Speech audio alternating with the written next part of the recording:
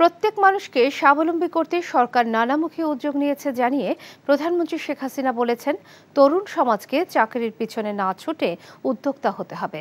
নিজের নির্বাচনী এলাকার সকল জমি সমবায়ের মাধ্যমে চাষের ব্যবস্থা করা হবে বলেও জানান তিনি।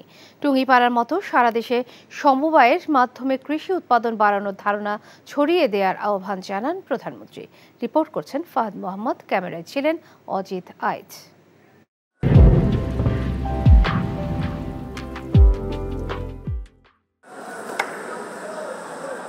দারিয়ারকুল আমার বাড়ি আমার খামার প্রকল্পের সদস্যদের সাথে মত বিনিময়ের জন্য একদিনের ব্যক্তিগত সফরে নিজ নির্বাচনী এলাকা গোপালগঞ্জের টুঙ্গিপাড়ায় যান প্রধানমন্ত্রী শেখ হাসিনা। শুক্রবার সকালে টুঙ্গিপাড়ায় পৌঁছে জাতির পিতা বঙ্গবন্ধু শেখ মুজিবুর রহমানের সমাধিতে ফুল দিয়ে শ্রদ্ধা জানান প্রধানমন্ত্রী। এই সময় ছোট বোন শেখ রেহানা পরিবারের স্বজনদের সাথে নিয়ে দোয়া ও মোনাজাতে অংশ নেন সরকার প্রধান।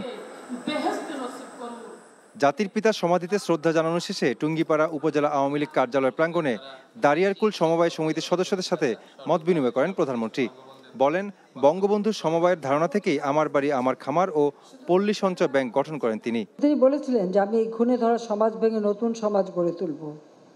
কিন্তু তিনি জানতেন যে আমাদের যদি উৎপাদন বাড়াতে হয় তাহলে সেখানে আধুনিক প্রযুক্তি ব্যবহার করতে হবে, কৃষি যান্ত্রিকীকরণ করতে হবে। শুধুমাত্র সনাতনী পদ্ধতিতে চাষ করলে হবে না, আধুনিক পদ্ধতিতে চাষ করতে হবে।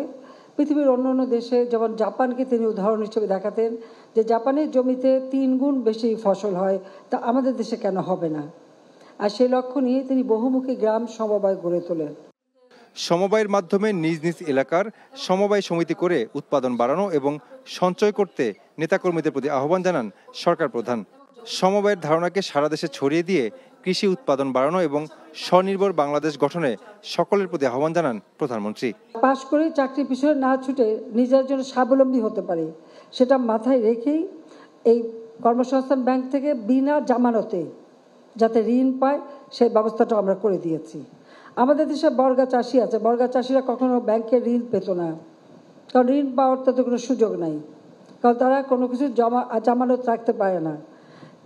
বর্গা চাষিদের জন্য জামানতবিহীন ঋণের ব্যবস্থাও কৃষি ব্যাংক থেকে, সেটাও আমি 96 সালে যখন সরকার ছিলাম তখন করে দিই। দারিদ্র্য বিমোচন করে মানুষকে জীবনমান উন্নত করা, যেটা জাতির পিতা বঙ্গবন্ধুর স্বপ্ন ছিল, সেটা বাস্তবায়নের জন্য অনেকগুলি ব্যবস্থা আমরা নিয়েছি। তার মধ্যে এটা একটা ব্যবস্থা যেটা একেবারে হতদরিদ্র থেকে মানুষকে মুক্তি দেবে। তাছাড়া আর একটা বিষয় আমরা নিয়েছি, যেমন কোনো মানুষ ভূমিহীন গৃহহীন থাকবে না। পরে সমবায় সমিতির সদস্যদের মাঝে কৃষি উপকরণ এবং শিক্ষার্থীদের মাঝে শিক্ষা উপকরণ বিতরণ করেন প্রধানমন্ত্রী শেখ হাসিনা। Fahad Mohammad, NTV news, Tungipara, Gopalganj.